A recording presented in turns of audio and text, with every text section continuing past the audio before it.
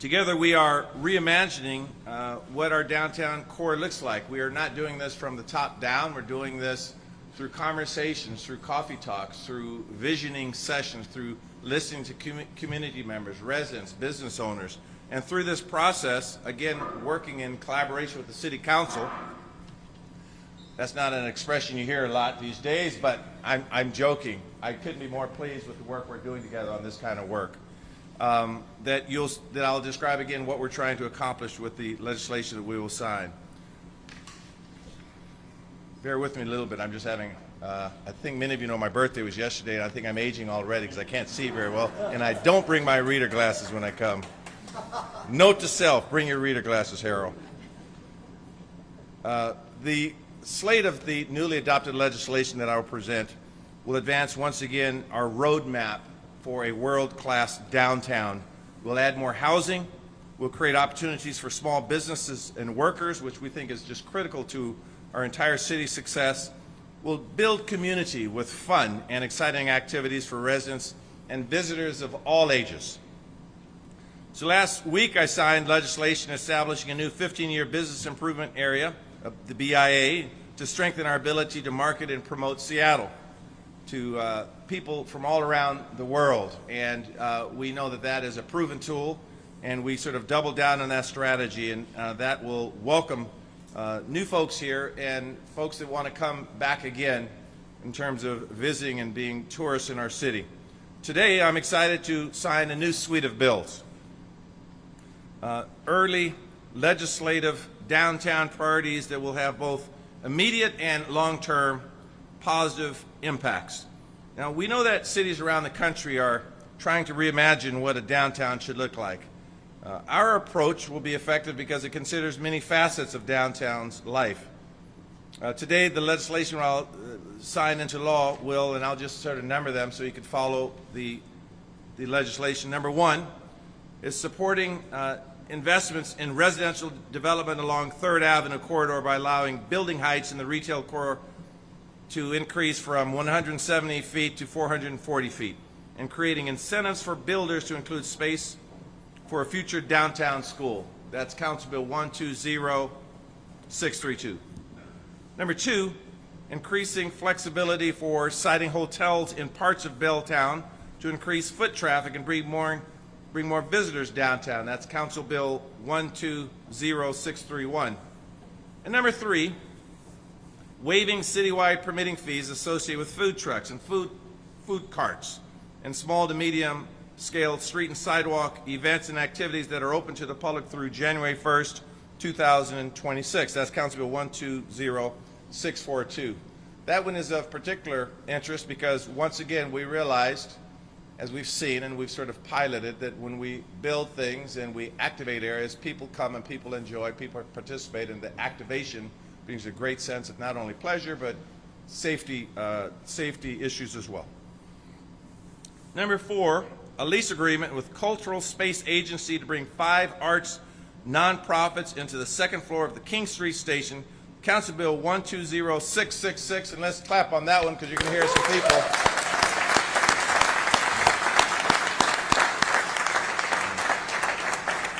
You've heard me speak on other occasions about the beauty of art and music and expression, the unifying factor that creates for all communities.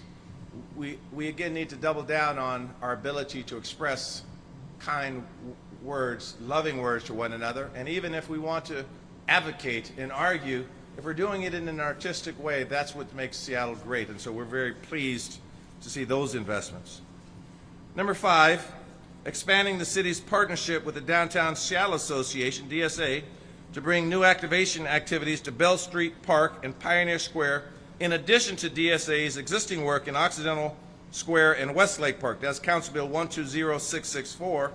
And 6, affirming the City of Seattle's support for public-private partnership between the city, the Seattle Public Schools, and the One Roof Partnership to redevelop Memorial Stadium. That's Resolution 32110.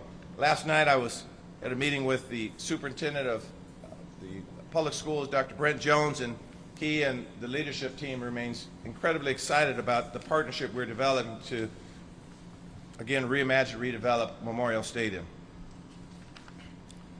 Now, we know that downtown Seattle ought to be not just the economic engine for the region, but its cultural hub. I use expressions like the heartbeat of the city and what we're trying to do there. That's why we're focused on expanding the arts downtown and why we're here today at King Street Station. This legislation will support our creative economy as we bring 5 arts nonprofits again into the second floor of King Street Station. And I want to shout out to Laisha Farmer, whose art is on display around us today. Yes. Thank you, Laisha. Thank you, Laisha, who's also a participant in our Seattle Restored program that is successfully revitalizing Seattle by reversing the decay of previously vacant space through creativity and commerce. Quite candidly, it's through legislative actions like these that will be able to implement the structural and systemic changes necessary to design and sustain the downtown of tomorrow. Now, we know that policy alone can't solve the issues facing downtown. That's why we have a holistic approach to creating a safe and welcoming downtown. That's why we've worked with law enforcement and service providers and the City Council to address the epidemic of fentanyl, and with a dual public health and public safety approach, why we activated streets with pickleball and youth basketball, why we're putting up murals across the city center. It's all part of a plan to reactivate and re-energize the city. We are doing this legislative work to increase the housing and the amenities and the opportunities that make downtown a place where people just want to go. They want to work. They want to live. A place where families can afford to live. A place where tourists want to visit. A place where businesses and entrepreneurs want to set up shop and optimize who and what they want to be. So signing this legislation into law today is just another step toward our activation plan, affectionately known as DAP, the Downtown Activation Plan, and another step toward our revitalization goals, and another step, quite candidly, to cement Seattle as a world-class city. We're delivering on the plan that we laid out this summer. I want to thank my team. I want to recognize Deputy Mayor Tim Burgess and other members of my executive team, the cabinet members that have put all these components, all these pieces together. This is critical work that we're going to do together. We think about it, we create it, we research, then we go out there and do it. I couldn't be prouder to be part of this team. So, I'm going to introduce a few members that will speak. They're all going to speak for 20 minutes apiece. No, I'm just joking. We wouldn't do that to any of you. We wouldn't do that to anyone. But I want to first recognize, again, I introduced Councilmember Lewis, but I want to recognize Councilmember Dan Strauss. Again, thanks to his leadership, Councilmember Strauss and coupled with Councilmember Nelson as well, who couldn't join us today, and Councilmember Lewis, that we're able to advance these DAP priorities into law. And I want to thank them for their partnership to help create the future of our city's core. Councilmember Dan Strauss.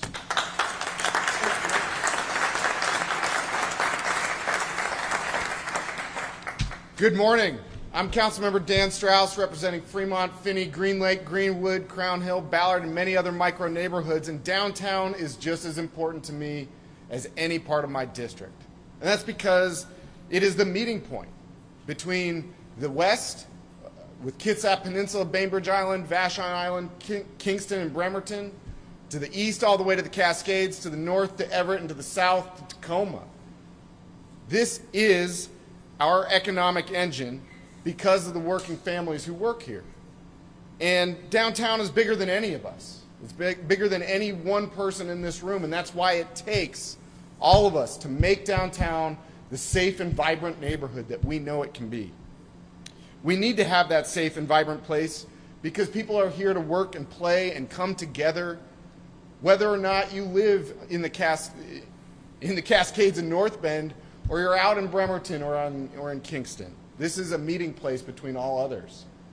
All of the work that I do in my district and that I do for the city, I use as a starting point, a way that we can replicate it downtown. When you look at reopening Ballard Commons Park, we used it as the dry run for reopening City Hall Park. And I'll tell you, City Hall Park reopening went better. When we look at the work on Ballard Avenue with the street cafes, we look at how we are in the last phases to make that a policy that can be replicated easily through Streets Illustrated, whether it's in Columbia City or right downtown here in downtown or in Belltown. The way that I do my work is serving the residents that I represent and serving all of Seattle because, again, the priorities and the things that we need to do for downtown are bigger than any of us. It's bigger than anyone who just lives in the city. It's anyone who works in the city, anyone who has interest in our joined success. I was proud and honored to get to sponsor some of these bills because activating downtown is very important to me. The zoning changes that are going in along 3rd Avenue keep pace with the changing retail shopping that we have today. As some of you may have noticed, we've transitioned from downtown flagship stores to a lot more online shopping. I'm sure no one in here does any online shopping. But when we look at that, Seattle was also the home of the first indoor mall up at Northgate. And thanks to Council President Juarez and many others, we've turned that into an amazing hockey ice practice rink and reinvigorating the vibrancy that is up in Northgate. And, kids these days aren't going to the mall to walk around. My friends, they tell me that their kids are walking around down in Ballard Avenue, and we want to make that a place. As we see retail changing, we also need to keep our zoning up to and with those changes. These changes will increase livability and the viability of 3rd Avenue. This will increase residential units on 3rd Avenue, as well as it will help affordable housing because one of the owners of one of these parcels has single resident occupancy units that are affordable housing that are in a need of being updated. And this organization does a very good job of negotiating for more affordable housing. This is a very important bill for our city. In Belltown, we're incentivizing improving our downtown neighborhood. I will admit, many of you already know, I used to work at Cinerama. I served chocolate popcorn, and no, I won't tell you the recipe. But when I was working there, we went from having a parking lot serving Cinerama that was vacant most of the time, and there wasn't necessarily positive activity. When I was working there, it went into a construction site, and I'll tell you, folks that were initially quite upset that they couldn't find a place to park right next to Cinerama, but when those shops and restaurants opened next to the front doors of Cinerama, that street became more safe, vibrant, and livable. We're seeing this bill in Belltown do the same thing for the vacant properties and the other barren parking lots that can be so much more and serve our city. Seattle is the flagship for a region. We must do everything possible to make it the gem that we know it to be. I've heard some pessimism from a few, and I guess that's fine, because the rest of us are here to improve downtown, to make it more vibrant, safe, and welcoming for everyone. Whether you're here to work, live, play, or learn, and whether you're just visiting for the day, visiting from the suburbs, or you live in one of our amazing neighborhoods or downtown, we need to make it safe, vibrant, and welcoming for everyone. Thank you, Mr. Mayor.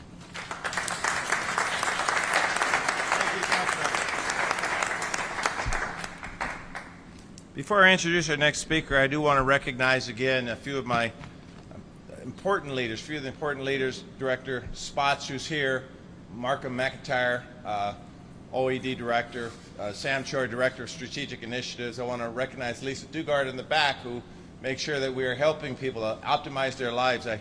Funny story about Lisa. There's only one bigger Husky fan in this room than me, and that's Lisa Dugard. And I think a couple of weeks ago I had to do an event during the Arizona game, and I'm texting Lisa, "Hey Lisa, who's winning? What's going on? Do we have momentum?" And so she and I are equally nervous about this Saturday, but we're feeling pretty good, right, Lisa? All right. I'd like to introduce Belltown community and business leader John Keno. John is a known leader in the Belltown community who sits on the boards of Uplift Northwest, Market to Mohi, Belltown United, Belltown P-Patch. He is a lead volunteer at Seattle King County Clinic, a mentor for the co-motion program at the University of Washington and vice president of Growing Vine Street. He's recently joined the South Lake Union Chamber in 2023, bringing a professional background in global corporate development, entrepreneurialism. That's a hard word, by the way. I saw that in prep. Entrepreneurialism, and a decade of volunteer community service. This city is much, much better for the work that John has been doing. We're very pleased to hear some remarks from John. Thank you, John.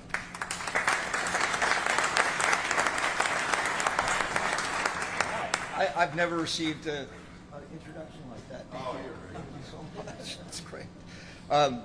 As the mayor mentioned, I'm here primarily as a member of the Uplift Northwest Board of Directors.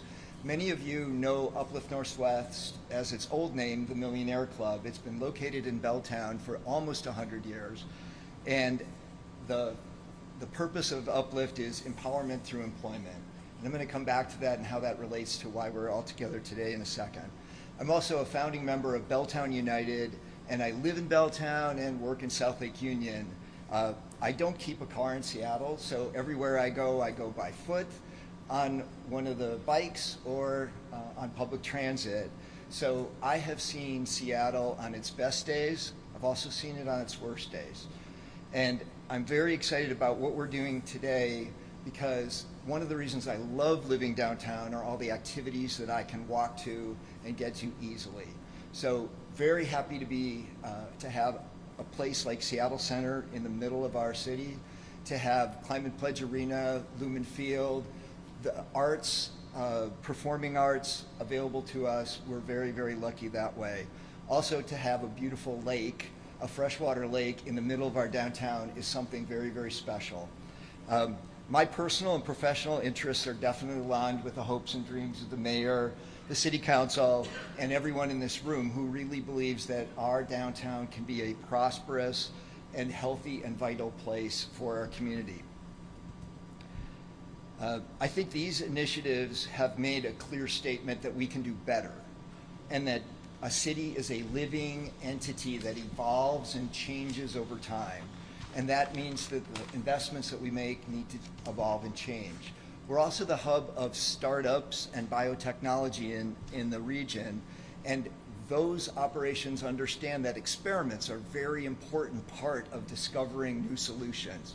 So what I like about this program is that we are beginning to heal. And this isn't a fix, it's a healing. And this is a process that needs all of us to support.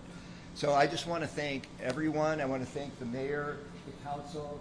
I want to thank Dan for all the work you did, Andrew for supporting us in Belltown, and all of you. I want to remind you that voting's your superpower, and remember to vote and bring more activity like this to our city next year. Thank you. Thank you, John.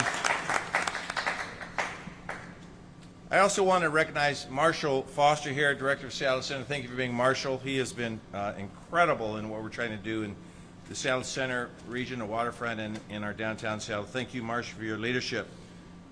So our next speakers, plural, will be business owners Liz and Jeanette Macias. Lynn, a little bit about Lynn and Jeanette. It says a little bit, then I have a whole lot to say here, but I'm going to condense it here. They started, they're the owners of Seeking Ferments and Seeking Cultura. So after years of success at local farmers markets, in February of 2021, Jeanette and Liz opened the brick and mortar for their kombucha business, Seeking Kombucha. I know many of you are aware of that. That is an outstanding drink. I've had some myself. They've also started Seeking Cultura, which is a summer street community event where cultural diversity is highlighted through small businesses, community organizations, food, live music, art, visual art exhibits, and hands-on art activities for children. And quite candidly, they are the kind of investments we want to keep making the city of Seattle. So thank you for your leadership. Liz and Jeanette.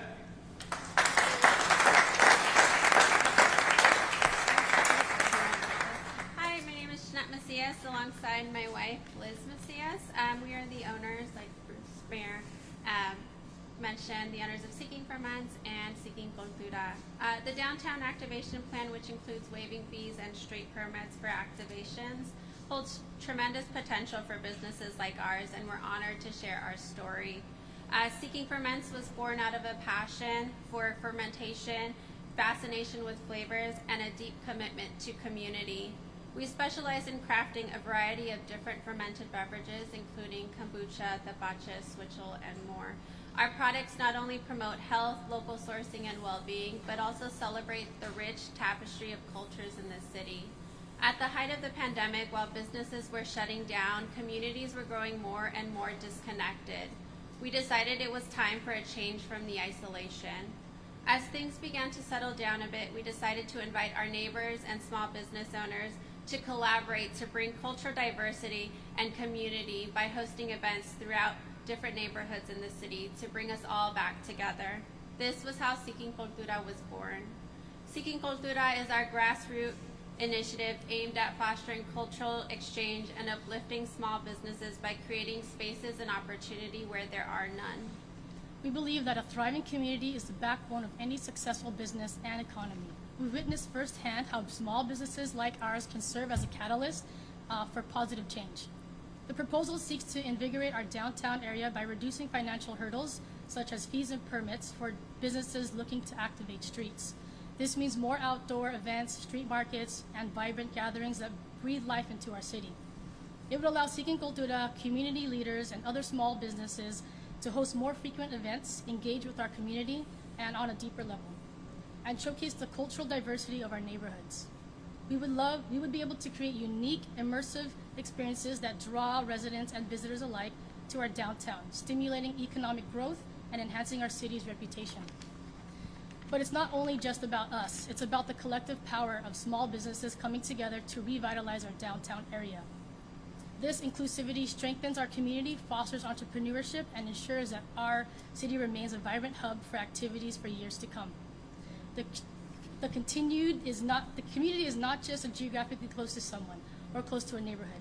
It's time to bring back the connection, culture, and sense of belonging into our city, and everyone plays a crucial role in bringing that together. Alone, we can only do so much, but together we can create a city that's not just active, but alive with culture, creativity, and commerce. Thank you, and we look forward to help bridge community and culture into our city.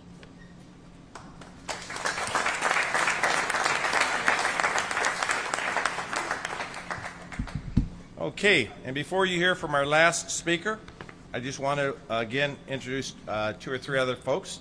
I want to thank Angie Brady, of course, with the Office of Waterfront, and Gugun Kayim, our new arts director. I know you're here. So there you go. Stand up, Gugun, so everyone can see you. And Angie, where are you?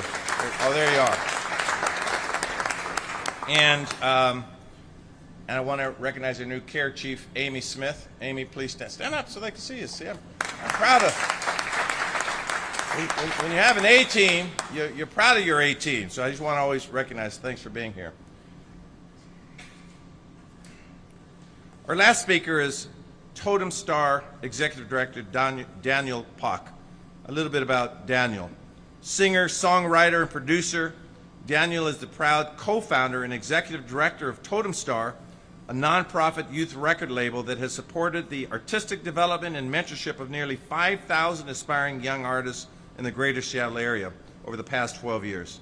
Daniel has been leading Totem Star's efforts to build a 2,000 square foot home and recording studio here in the historic Seattle landmark King Street Station in partnership with the City of Seattle. We're very excited.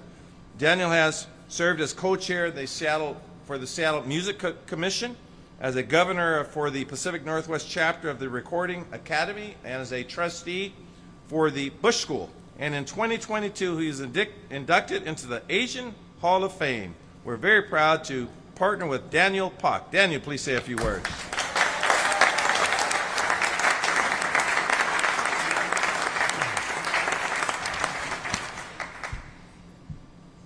Aloha kakahiaka, everyone. 2 weeks ago, hip-hop artist and Cleveland High School alumnus, Kid Cobb, who discovered Totem Star at the age of 16 and now in his early 20s is on our staff at Totem Star as a program coordinator, gave a heartwarming testimonial to City Council on the same day that they would later vote unanimously on the passage of the 60-year lease agreement, part of this legislative package, with our amazing partner, the Cultural Space Agency. Shout out Matthew and Elisa. The Public Development Authority, whose mission is to help secure long-term, affordable commercial cultural space with community partners. Community partners like Totem Star, Ready Go Soaring, the Rhapsody Project, Whip Smart, and Jackson Street Music Program, who are all now part of Station Space on the second floor, the arts and culture-centered creative youth development hub, comprised of all these orgs who, as of today, are now anchor tenants in this historic landmark, King Street Station.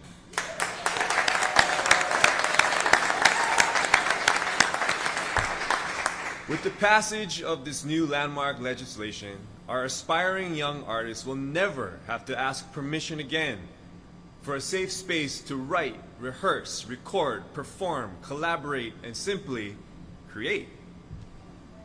As the second floor was 60 years previously vacant, generations of youth artists will now be able to gather for the next 60 years in this space, this historic landmark train station nestled in the heart of what the Coast Salish ancestors referred to as Zizalalich, the little crossing over place. And we, all of us in this room, can count on a future for our young people with more crossing over into opportunities in the creative economy, more active participation in the revitalization and growth of this new downtown, and simply more arts and culture and joy. The grand opening of Station Space will be right here at King Street Station, right downstairs on the second floor, on November 11th at 11 a.m. 11/11/11.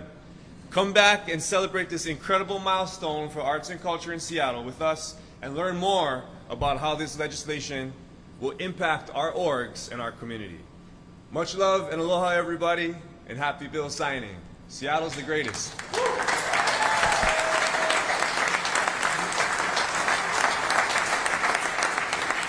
Thank you, Daniel. I think, should we do the bill signing first and then Q&A, or why don't we do, we're going to do bill signing, and then I'm going to do some Q&A after. That's going to work, okay? So let's sign the legislation and have fun doing that. And before I do that, I also want to recognize Deputy Chief Barden here. Thank you, and Chief Scoggins for being here as well. Thank you for being here.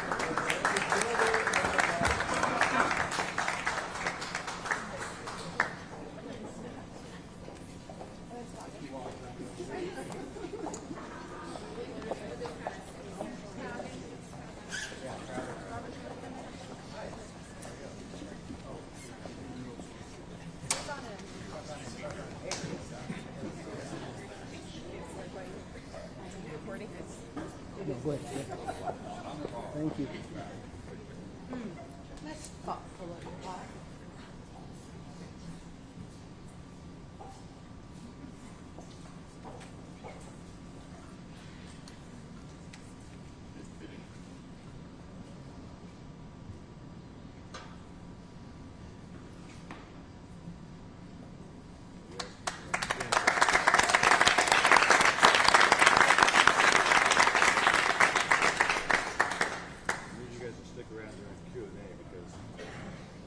First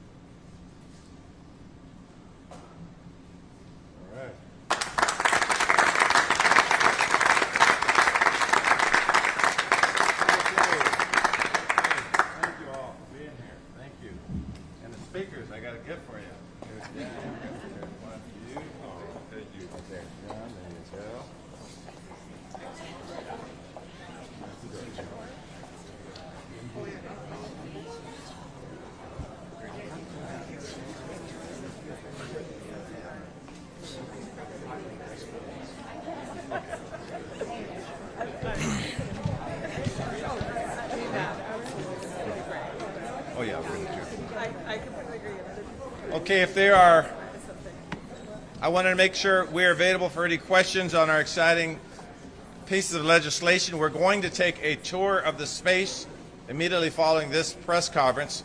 If there are any questions, I want to make sure I'm available to you. I'm going to do my notorious countdown for 3. I'm not going to do that. Yes, sir. Go ahead. Could you talk about the situation in Israel, what you're doing with the Seattle Police Department, fighting some of the hate crimes, things of that nature?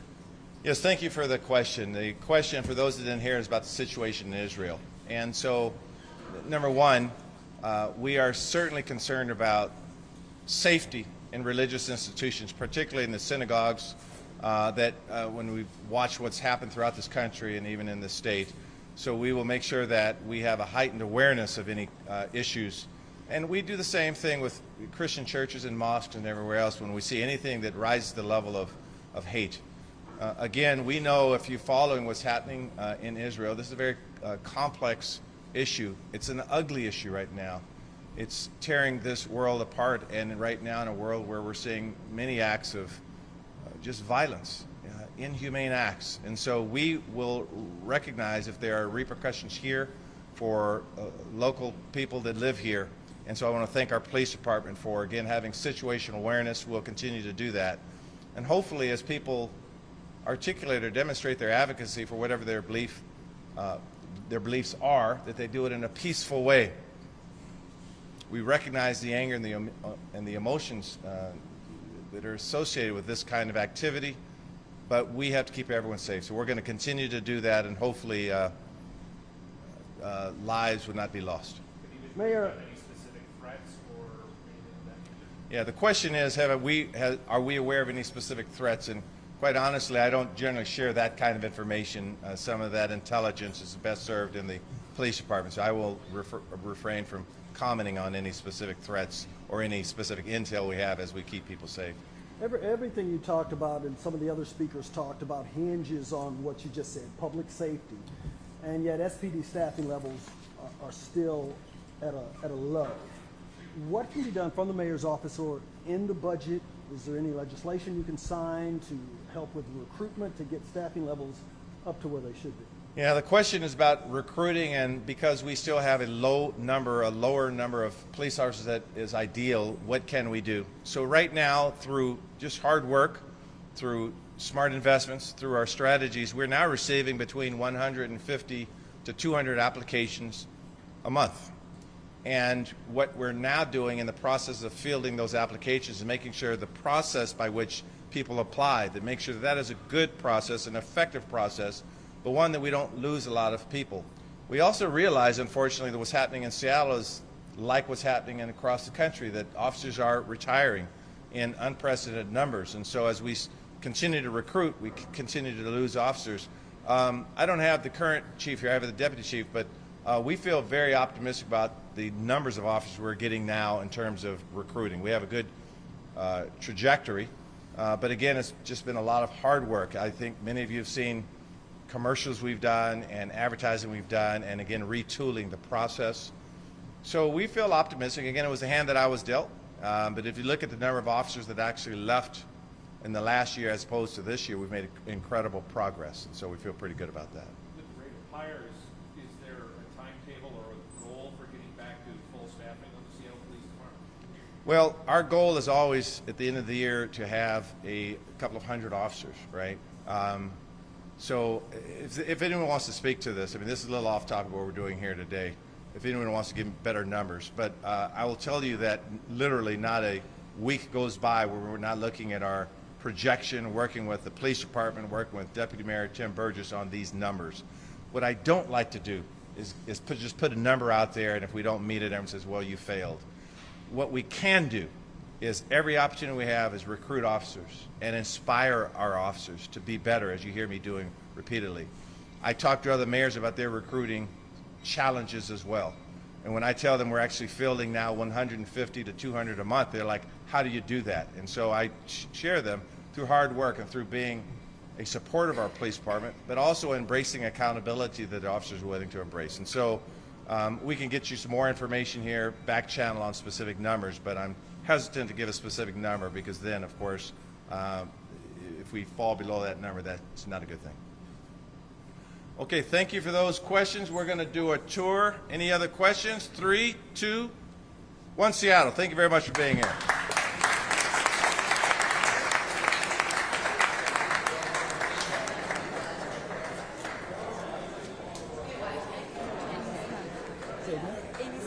Amy MJ. That was a good question. Thank you. James Hope with Tyler News Radio. Yeah, nice voice. So I'm the third public safety department at Seattle 911 and alternative response security. Working with Chief Rock. I mean, that's the bigger answer to this question. Send other people out to, because that opens up all of these. So, yeah, no, absolutely. Reach out. In the game of myth busting these days. So, Excellent. Yeah.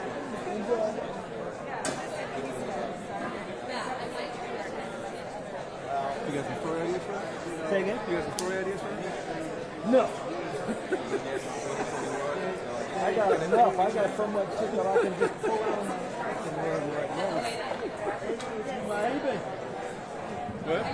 If anyone is interested in seeing Totem Star's space on the second floor, POC is going to begin a tour right now, so please follow them downstairs if you're interested in seeing the space. Thank you.